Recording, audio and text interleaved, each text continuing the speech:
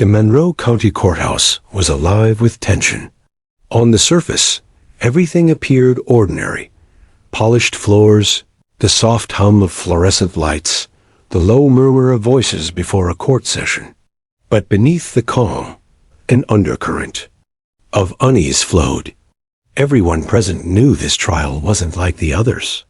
It was the culmination of an 18-month investigation into one of the region's most powerful drug trafficking operations. Defendant Miguel Torres, a man with cartel ties and a face that betrayed no emotion, sat behind the defense table.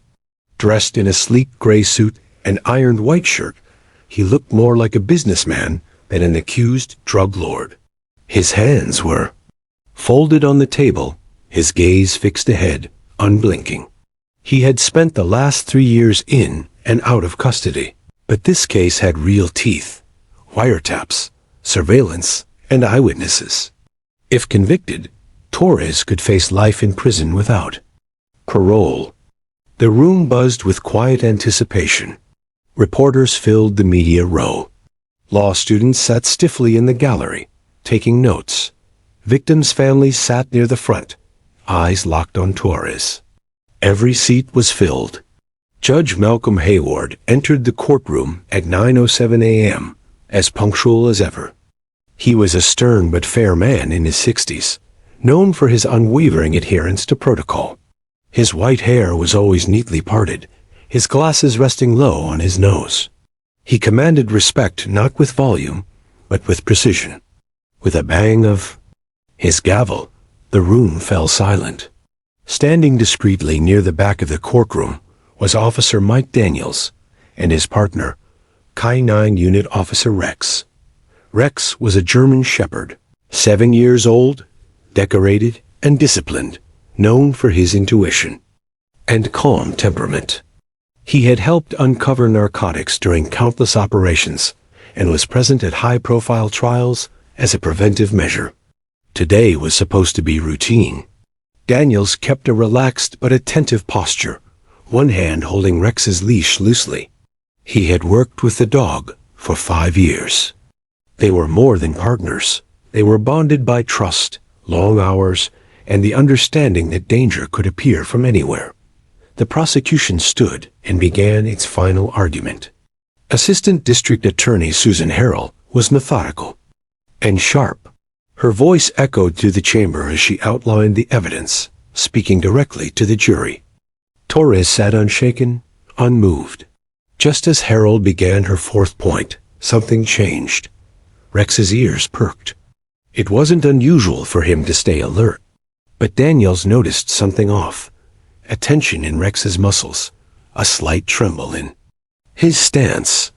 Then came the low growl, almost imperceptible, but unmistakable. Rex's eyes weren't on the defendant, nor the jury. He stared dead ahead, at the judge's bench. "Rex?" Daniels whispered, giving a gentle tug.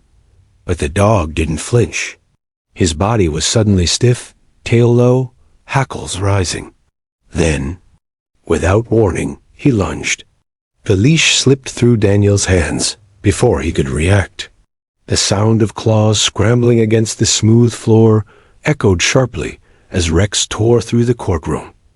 The speed caught everyone off guard. "Hey!" Few people stood. One woman let out a startled gasp. "Rex, heel!"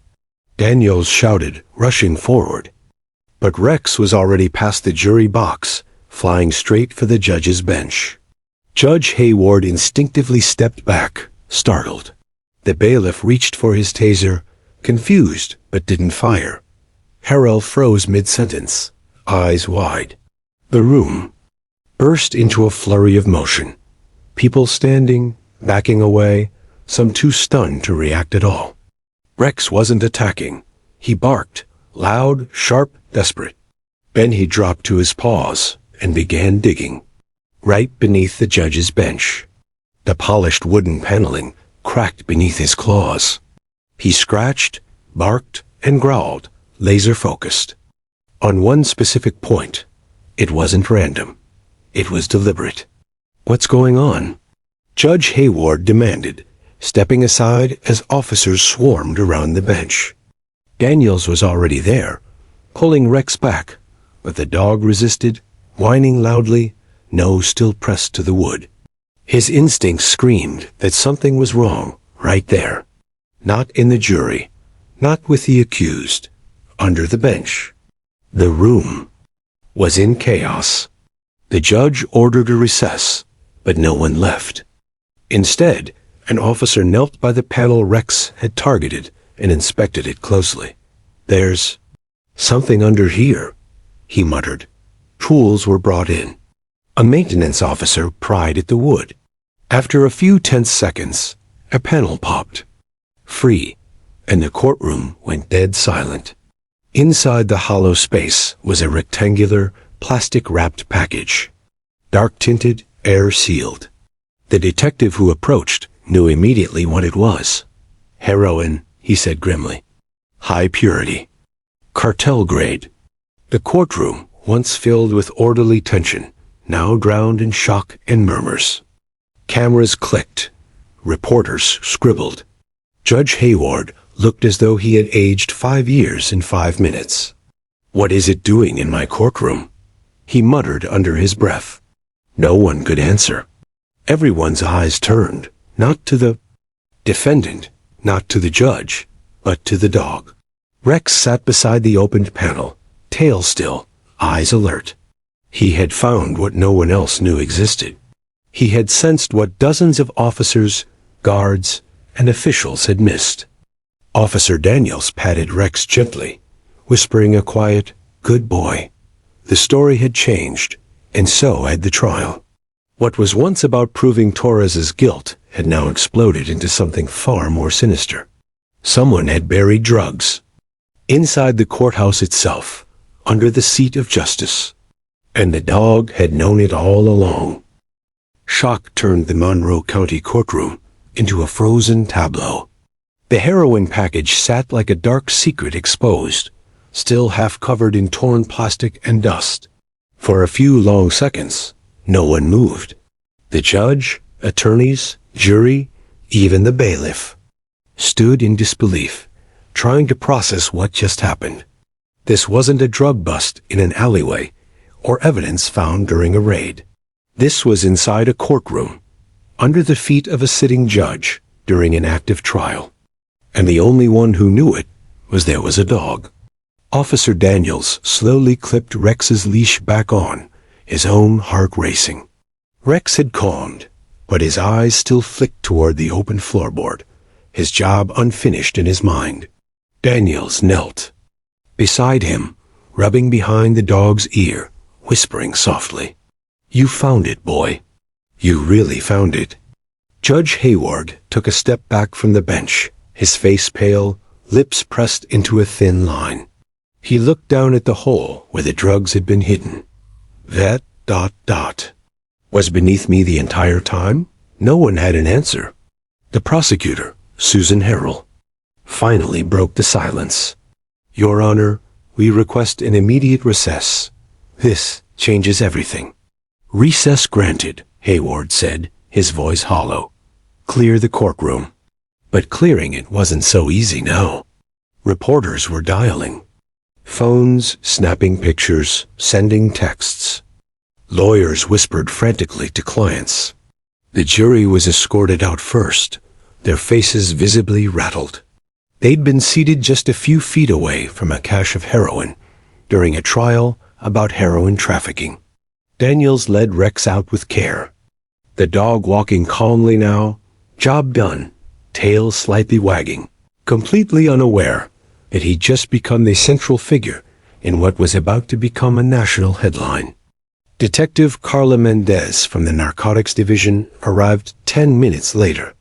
She'd been monitoring the case from a distance, but when the call came through, K-9 alert found heroin under the judge's bench. She drove like her life depended on it.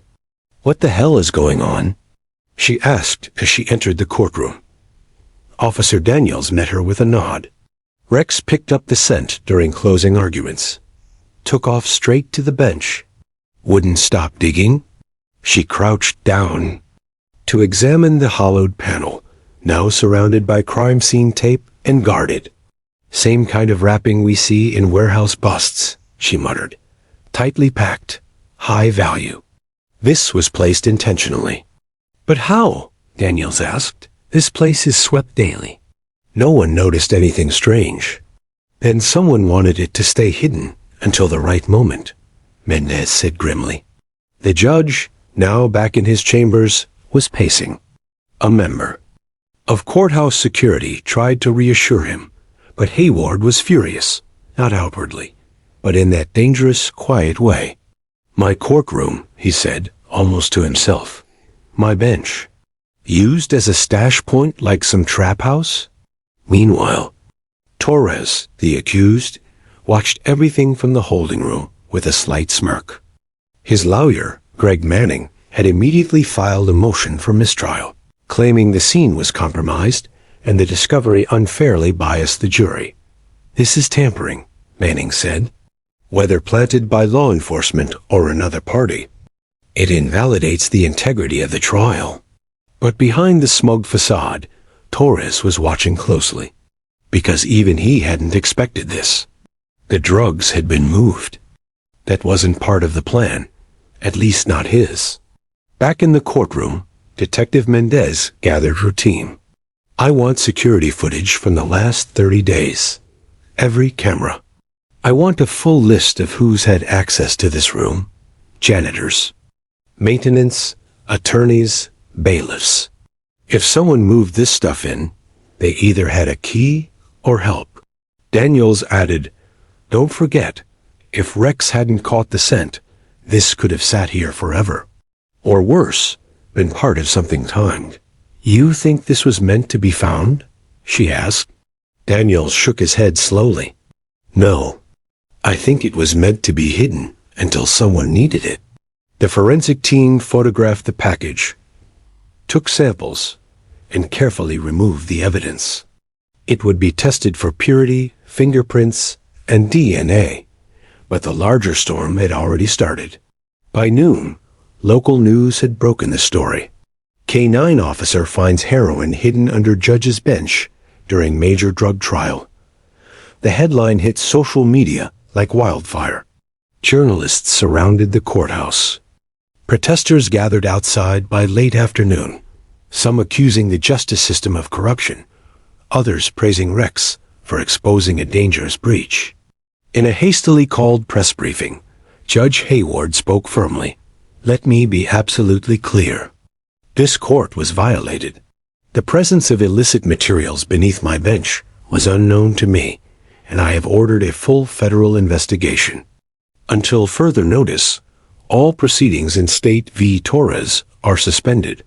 Reporters fired off questions. Was this planted? Is the judge under investigation? Could the dog have made a mistake? What does this mean for the trial? But the biggest question remained, who put the drugs there, and why? That night, Daniels sat in his modest home with Rex lying at his feet, the weight of the day finally settling in. He fed Rex his favorite treat, peanut butter smeared into a chew toy, and turned on the news. There they were, footage of the courtroom, shots of Rex barking and digging, analysts debating whether the court had been infiltrated by cartel influence. "Looks like you're famous now, buddy," Daniels said softly. Rex simply wagged his tail. But deep in Daniels' gut, something unsettled him. He'd worked enough cases to know when things didn't add up. This wasn't just an accident, or a rogue janitor hiding a package. This was planned, deliberate. Someone had smuggled high-purity heroin into one of the most secure buildings in the county. Someone had known exactly where to hide it, and exactly when to strike. And they almost got away with it, if not for a dog. For the next 24 hours, the Monroe County Courthouse transformed from a place of justice to the center of a criminal investigation. The courtroom was locked down and guarded. No one entered without approval. Yellow evidence tape ran across the doorway of the judge's bench. Cameras, microphones, fingerprints, even trace air samples were being collected. The usual quiet of the courthouse was replaced by the constant echo of boots, a clicking of forensic equipment, and low murmurs between agents and detectives. But no one had an answer yet. How did over a kilo of uncut heroin end up beneath the judge's bench in the middle of a trial targeting a drug cartel? Detective Carla Mendez had seen plenty in her career. Stash houses turned daycares, traffickers posing as Uber drivers, drugs smuggled inside prosthetic limbs. But this was something else. This was bold. This was personal. She stood over the open bench cavity, arms folded, eyes narrowed. A package had been removed the day before, but the space it had occupied still radiated a kind of eerie presence. The panel was custom fitted, nailed shut, then glued. Whoever installed it had known what they were doing. Mendez turned to her partner, Detective Ron Hale. Whoever placed that here had time, tools, and no fear of being caught. They weren't in a rush. Hale nodded. Which means inside access. Someone with routine clearance. Someone who knew how to blend in. Maintenance logs were pulled first. The bench had last been serviced 2 months ago. Minor repairs on a drawer truck. The staffer assigned? Louis Rayner, courthouse janitor, full-time employee for over 5 years. Background check. Clean. No criminal record, no financial red flags, no disciplinary actions. He was a ghost, the kind who showed up early, left late, and never raised eyebrows. He's either the perfect inside man, Mendez said, or the perfect fall guy. Surveillance footage from the last 30 days was combed through minute by minute. Mendez and her team watched as lawyers, clerks, and guards came and went. They fast-forwarded through long periods of nothing, skipped holidays, weekends. Most of the footage was ordinary. A coffee spill, an attorney dropping papers, a courier delivering files. But on a Thursday night 2 weeks before the trial, the camera facing the main courtroom hallway went black for 4 minutes. Then came back on, nothing else. No other outages?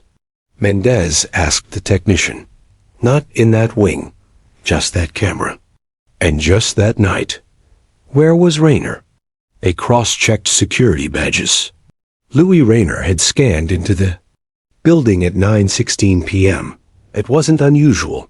Janitors had after-hours clearance. But what stood out was that Rayner scanned out at 12:37 a.m., 4 hours later, with no other activity logged. There were no cleaning orders filed that night, Hale noted. He wasn't cleaning, Mendez replied. He was hiding something. A search warrant was issued for Rayner's apartment by early evening. The place was small, a one-bedroom unit in a run-down part of town. When officers entered, they found signs of a quick exit. Clothes scattered, drawers open, 2 suitcases missing. The fridge was nearly empty, and the bedroom closet door hung open as if yanked off in a rush. But the most alarming find was the note left on the kitchen table. It read, "They told me if I didn't do it, they'd kill her. I had no choice. I'm sorry." It was unsigned. Just a folded sheet of paper, smeared with something reddish, ketchup or blood. No one was sure yet. Near the note, officers found a photograph. A teenage girl, maybe 15 or 16, hugging a man, presumably Rayner, on what looked like a birthday. She wore a paper crown. They looked happy. But on the back of the photo were the words, "Her name is Ellie. Please help her." Detective Mendez stared at the note for a long time. This wasn't a setup. This wasn't someone trying to sabotage a trial for money or power. This was a father being used like a pawn. Back at the precinct, everything started falling into place, or at least into a clearer kind of chaos. Louis Rayner had one child, Eleanor Rayner, age 16, from a previous marriage. The mother was deceased. Ellie lived with Louis full-time, but according to school records, she hadn't shown up for 2 days. Friends hadn't seen her. Her phone went straight to voicemail. The working theory now wasn't that Rayner was a criminal.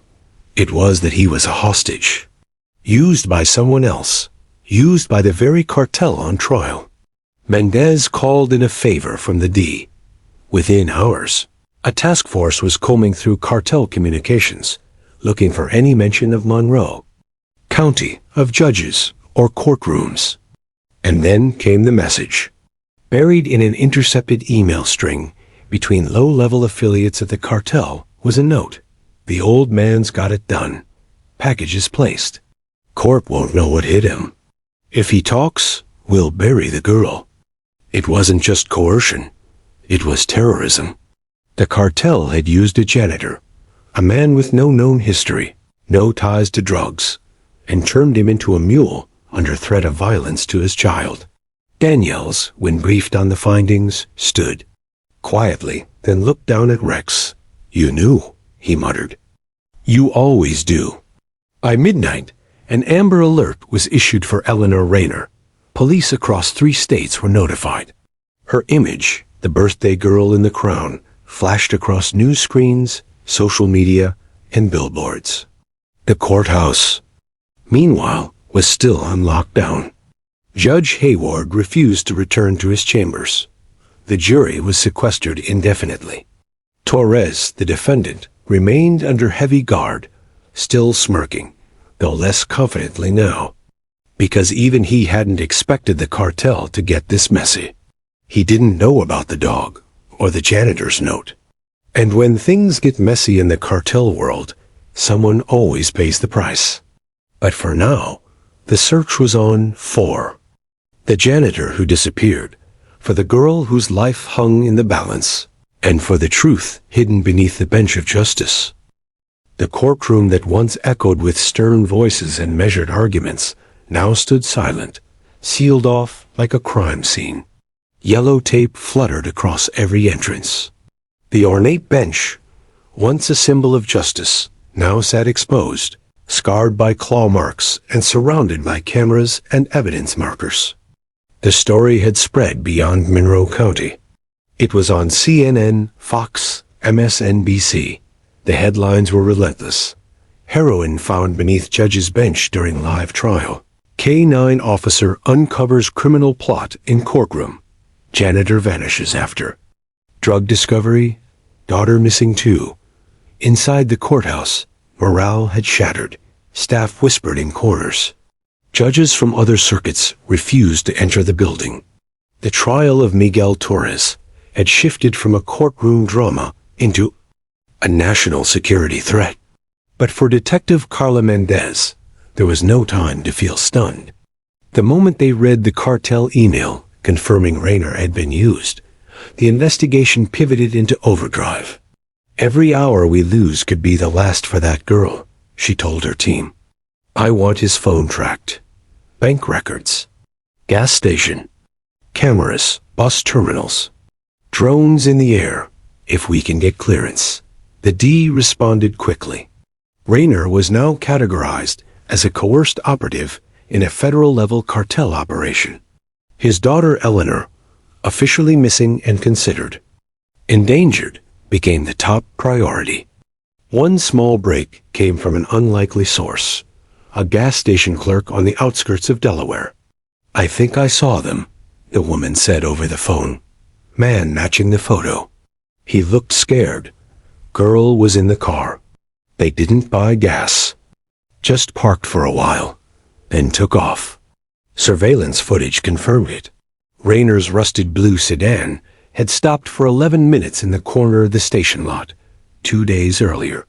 From the angle, the girl's face was visible, drowsy, confused, but alive. "He's not on the run from us," Mendez said. "He's on the run from them. He knows the second he's caught by the cartel, she's dead." But the cartel was already watching. The moment their email was intercepted, they knew law enforcement was closing in. And someone inside the courthouse was still feeding them information. Someone who tipped them off in the first place. Someone who helped plant the heroin. That was the second war Mendez was fighting. A leak inside the legal system. Meanwhile, Back in the courthouse, Judge Hayward was livid. He refused to let the incident fade into scandal. "This court does not yield to criminal threats," he told the media. "But I will not hold a trial where a child's life is leveraged like a pawn." Defense attorneys seized the moment. Greg Manning, representing Torres, stood confidently. Before the press, "My client has nothing to do with what was found under the bench," he said. "This is a mistrial, plain and simple. There's no evidence linking Mr. Torres to the drugs. If anything, this shows corruption within the courthouse, not cartel activity. But behind the cameras, Torres was restless. This wasn't the plan. The heroin was supposed to remain hidden long enough to cause confusion, cast doubt, and sabotage the trial slowly. Not discovered in dramatic fashion by a dog in front of 50 witnesses. That kind of exposure brought heat. And heat brought enemies, especially within the cartel. In the safe house, where he was being held under federal watch, he slammed a fist against the wall. "Idiots," he muttered. "They were supposed to wait." He knew what was coming next. Cleanup. The cartel didn't tolerate noise. And now there was a janitor on the run with his daughter, both liabilities. If they weren't found by police soon, they'd be found by someone else and wouldn't live to tell the story. Detective Mendez finally got her hands on Rayner's GPS data. It showed a slow, erratic route. No highways, no rest stops longer than 20 minutes. He was avoiding cameras, avoiding patterns. A father trying to stay invisible, even as the entire state hunted him down. But one curious stop caught her attention. Mount Mercy Lutheran Church, a rural parish 2 hours outside the city, known mostly for its food pantry and shelter services. The security footage there wasn't sophisticated, but when reviewed frame by frame, Rayner could be seen slipping through the side door alone, then exiting 15 minutes later with what looked like canned goods and bottled water. The priest, Father Elkins, was old but sharp. When questioned, he confirmed it. Yes, he came. Didn't say much. Asked if we had food he could take. Said his daughter was sick in the car. Did he say where he was going? Only that he had to disappear. Said people were watching him. And that the only one who saw the truth was a dog. Mendez smiled faintly at that. Rex had become the unlikely sentinel in this case. Silent, loyal, and uncannily accurate. Back at the K9 unit, Daniels had watched the footage from the courtroom more than once. Each time, he replayed the moment Rex lunged. That moment, fast and precise, had altered the entire fate of the trial. It had uncovered more than heroin. It had pulled back the veil on a criminal network trying to infiltrate the system itself. Your instincts saved them, boy, he whispered, scratching Rex's head. Now we've got to finish the job. At 2:23 a.m., Mendez received a tip that changed everything. A rest stop attendant off Route 67 reported a man and teenage girl parked far behind the main building, near the old service exit. The man had gone inside briefly, bought 2 waters, and used the bathroom. When asked about the girl, he only said, "She's sleeping." The license plate matched Rayner's car. The tip was only an hour old. "We're moving," Mendez ordered. "Get me aerial eyes. Send tactical and unmarked. Quiet and fast." The race was on, not just to find Louis and Ellie Rayner, but to find them before the cartel did.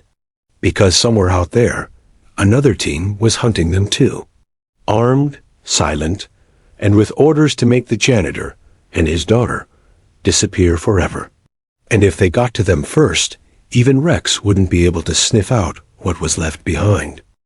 At 3:06 a.m., 2 blacked-out SUVs cut across the quiet highway exit near Route 67.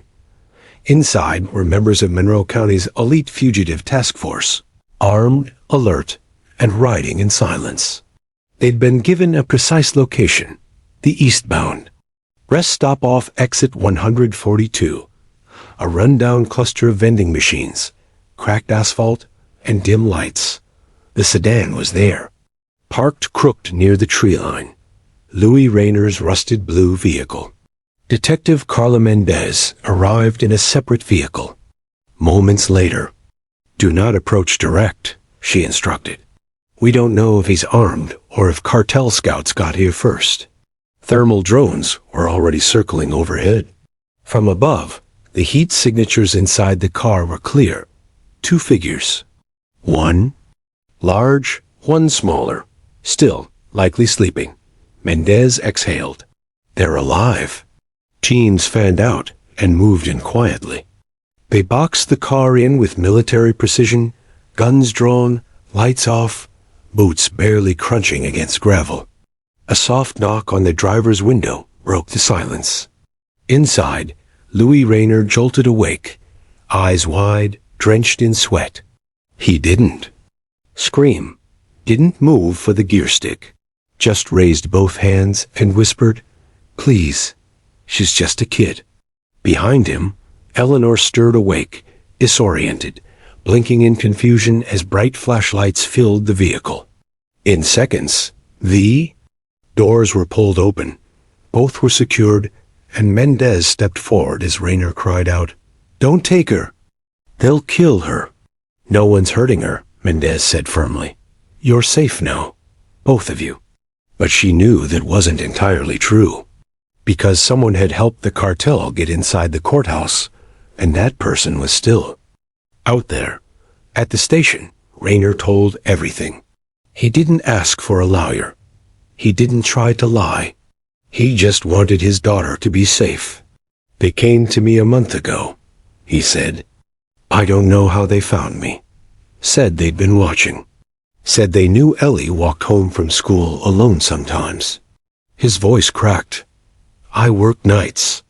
I try to be around, but I'm just a janitor. They knew everything, our address, our schedule, even her friends' names. They sent me a picture. Ellie, with a bag over her head, crying." Mendez's stomach turned. Rayner continued. "They gave me instructions. Said someone would leave a package in my locker. I was to wait until the courtroom was empty, then open the bench. They told me how. They even knew the screw sizes." "Did you see them?" Mendez asked. "The people who threatened you?" "Only one. I think he worked at the courthouse. Maintenance, maybe. He gave me the keys." His badge said David Kirsch. The name sent a lightning bolt through the room. David Kirsch wasn't in maintenance. He wasn't even supposed to have courtroom access. He was a records technician, someone who managed digital archives and case logs. On paper, harmless. But Mendez had seen his face before, at a courthouse coffee machine, always smiling, always friendly. Average, forgettable, too forgettable. "Get Kirsch on surveillance logs, every one," she ordered. "I want to know where he's been every day for the last 2 months." As officers scrambled to obey, Rayner lowered his head into his hands. "I just wanted her to be safe," he whispered. "I thought maybe if I did this, they'd let us go." Back at the courthouse, footage revealed what Rayner had never seen. Kirsch had walked in after hours multiple times, sometimes staying past midnight, always when no one else was around. He had used a spare ID card he wasn't supposed to possess. Once, he had entered the courtroom with a toolkit in hand. Worse, they found camera footage from the night Rayner supposedly hid the heroin, and Kirsch was there too. 30 minutes earlier, he had slipped through the back hall with something heavy in his hand. Kirsch didn't coerce Rayner out of desperation. He set him up, placed the package, and ensured if anything went wrong, Rayner would take the fall. "He's not just an insider," Mendez said, pointing at the screen. "He's an asset." "Cartel?" Daniels asked. "Or worse, a double asset. Feeding them access and information, while appearing loyal to us."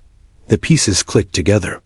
Kirsch had access to case files, trial dates, evidence schedules, witness protection rosters. He knew when the courtroom would be empty.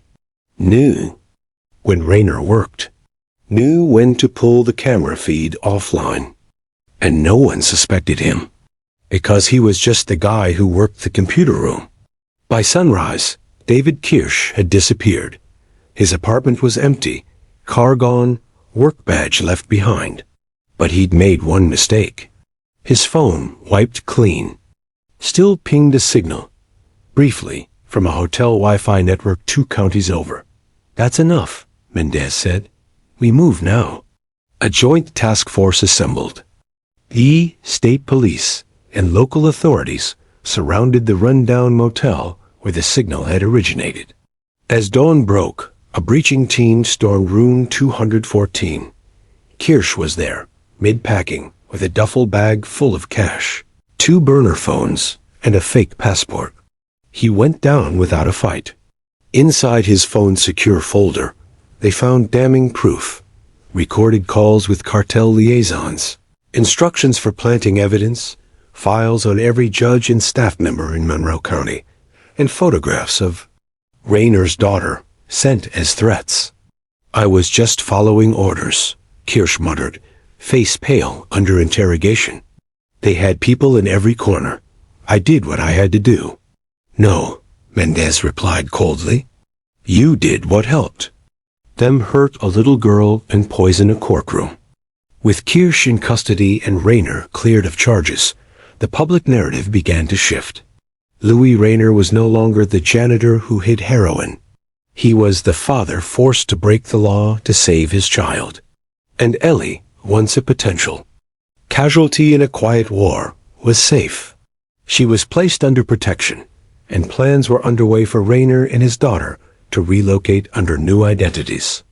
As for the trial, it resumed, but under a new judge in a new location, with unprecedented security. Miguel Torres was re-indicted, this time with additional charges: conspiracy, obstruction of justice, and attempted witness intimidation. But he knew he'd already lost. The courtroom he tried to manipulate had exposed him, and the dog he thought was just a formality had shattered the plan. The courthouse buzzed with electricity. Outside the building, reporters and camera crews jostled for angles. Inside, every corridor hummed with whispered updates. New judges, new security protocols, and armed marshals posted at every corner. The courtroom no longer felt like a place for justice. It felt like a fortress. And in the center of it all sat Rex, the K-9 officer whose single act of instinct had unraveled a cartel conspiracy. But Rex wasn't alone today. His handler, Officer Dana Reed, had brought him not just for security, but as a symbol. A reminder of truth, of intuition, of what happens when even a dog refuses to stay silent. The day's session was pivotal. After weeks of confusion and chaos, Louis Rayner was set to testify. No longer the hidden janitor in the shadows. Today, he was the voice of a father who'd risked everything to protect his daughter.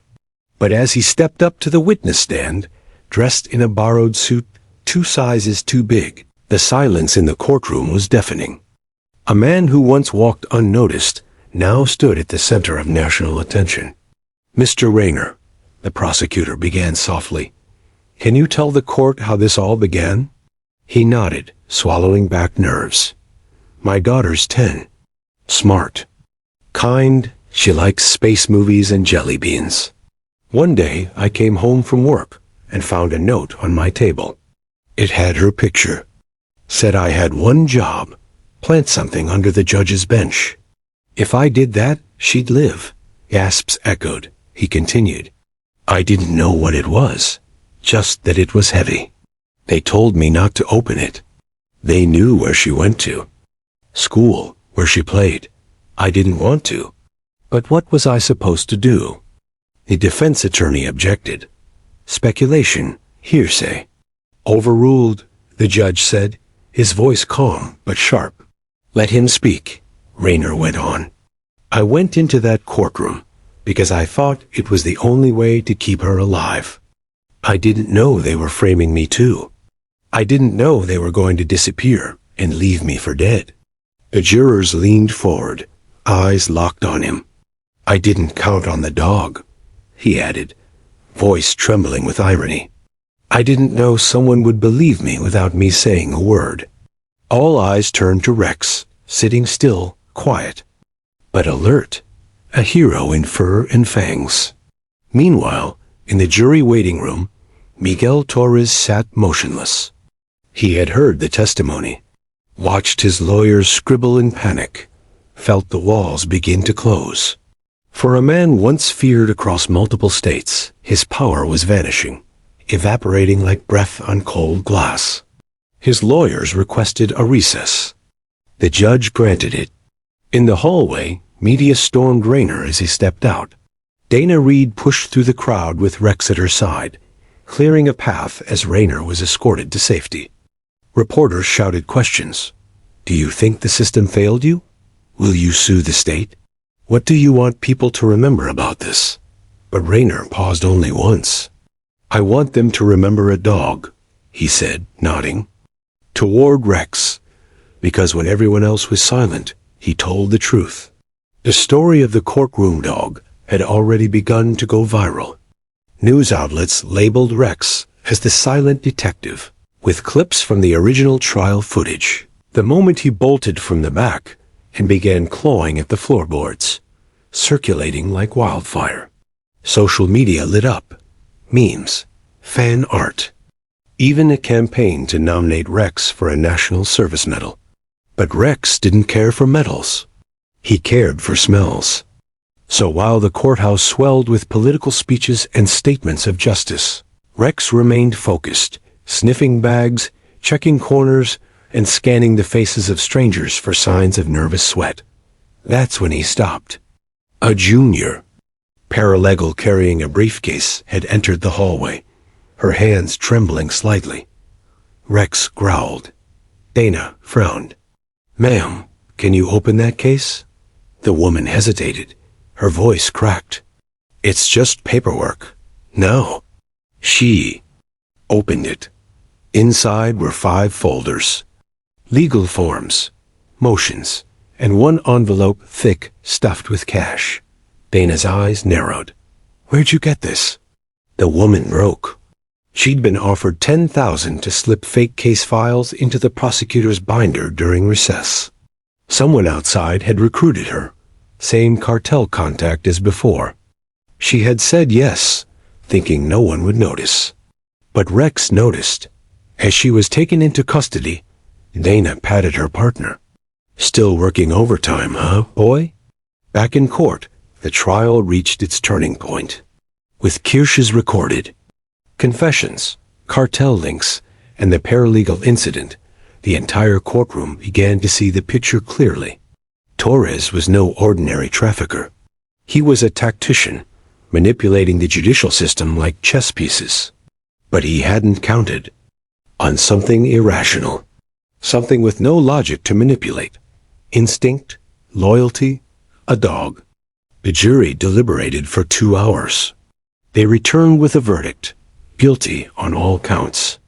As the judge read the sentence, life without parole, Rex sat beside Dana in the gallery, tail wagging slowly. Justice had barked back. In the days that followed, the courthouse held a formal recognition ceremony. Louis Rayner received a public apology and a lifetime relocation grant for him and his daughter. Officer Dana Reed received a promotion to head of K-9 Division. And Rex received the Medal of Valor, the first dog in Monroe County's history to earn it. As the mayor pinned the medal to his vest, Rex simply yawned and blinked unaware of the applause erupting around him. To him, it was just another day on duty. The verdict against Miguel Torres sent shockwaves far beyond Monroe County. Within hours of the sentencing, the news was leading every national broadcast. But it wasn't just the criminal empire that fascinated people. It was the story of the dog who cracked the case.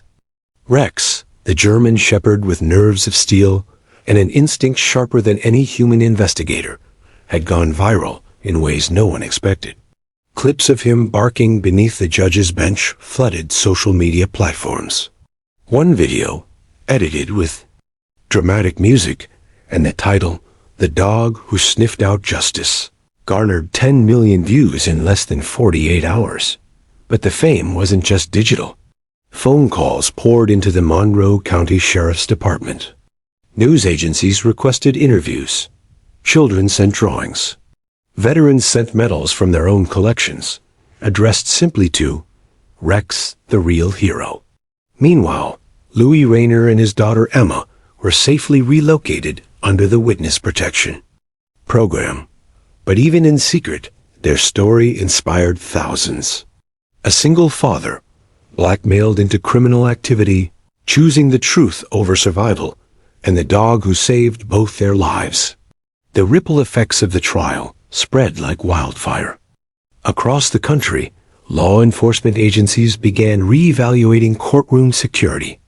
It turned out that the idea of a compromised courtroom wasn't just fiction. It had happened, and it had happened in broad daylight.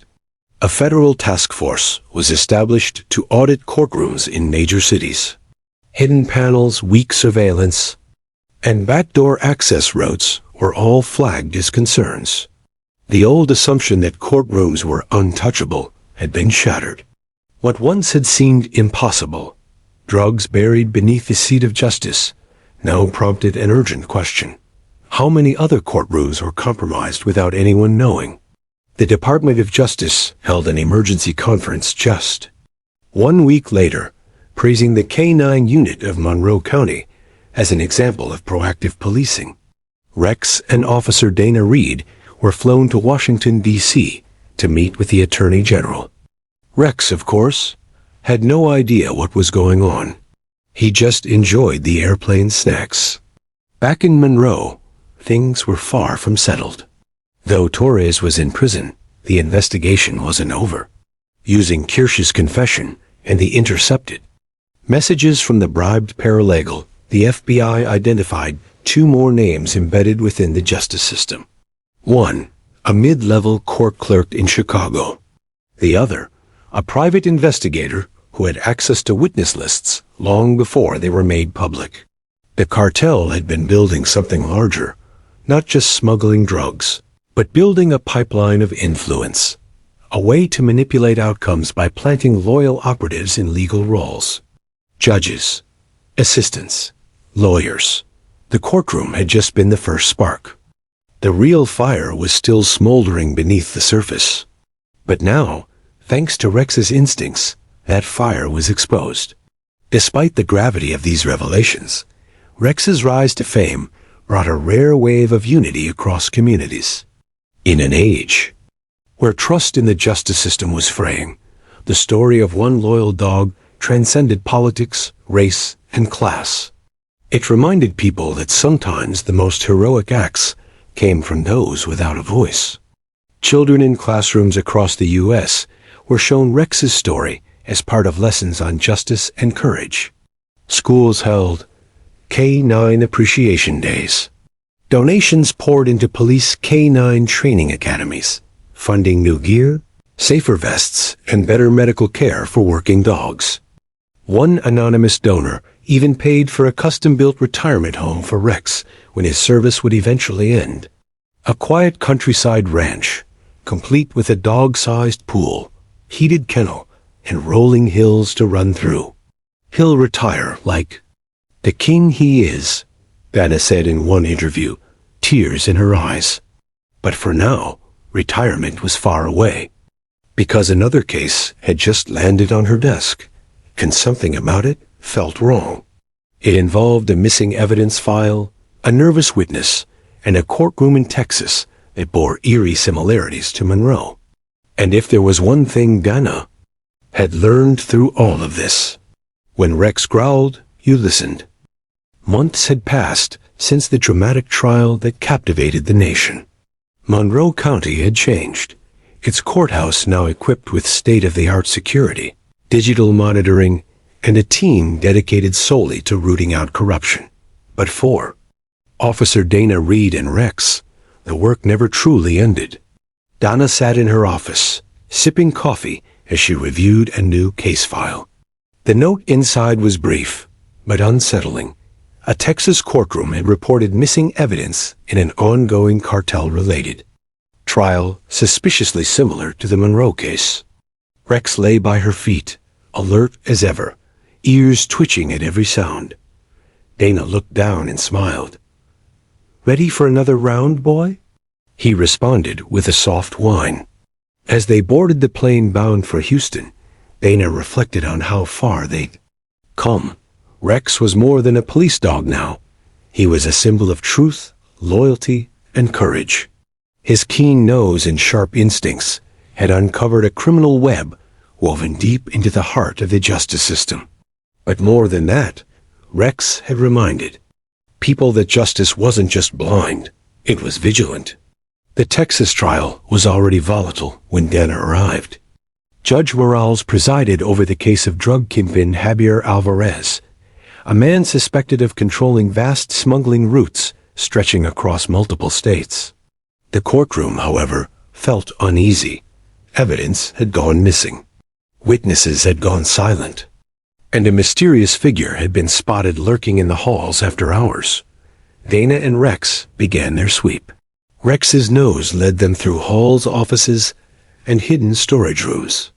His growl suddenly stopped at an unassuming janitor's closet, the same kind of place where the drugs had been hidden in Monroe. Dana knelt, inspecting the floor. Her hand pressed a loose tile. Beneath it, a shallow cavity concealed bundles of packaged narcotics. "Not again," Dana muttered. The discovery was only the beginning. Investigators found forged documents tying several courthouse employees to the cartel. Once again, the corrupt network had infiltrated the system, aiming to sabotage the trial. But thanks to Rex's keen senses and Dana's determination, the plot was foiled before it could take root. Back in Monroe, Rex was hailed as a national hero. Awards, medals, and heartfelt letters arrived from every corner of the country.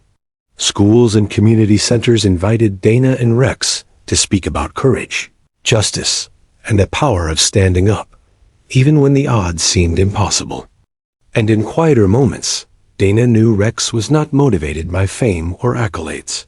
He was driven by purpose, by loyalty, by the unshakable bond they shared. Louis Rayner, meanwhile, had become an advocate for families caught in the crossfire of cartel violence. With his daughter safe and thriving, he spoke openly about the dangers ordinary people face when corruption creeps into places meant to protect them. His story inspired legislative changes nationwide, tougher laws on courtroom security, harsher penalties for tampering with evidence, and increased funding for K-9 units. The final chapter of this story wasn't just about a dog or a trial. It was about justice prevailing in the face of fear, about a father's love protecting his child, about the silent heroes, human and canine, who risk everything to uphold truth. As Dana walked Rex through the quiet streets of Monroe on a cool autumn evening, she felt a deep sense of gratitude. Her partner looked up at her, tongue lolling, eyes bright. "You did good, boy," she whispered. Rex wagged his tail. And in that simple exchange, the story ended, not with a bang, but with the quiet certainty that justice, no matter how hidden or threatened, would always find a way.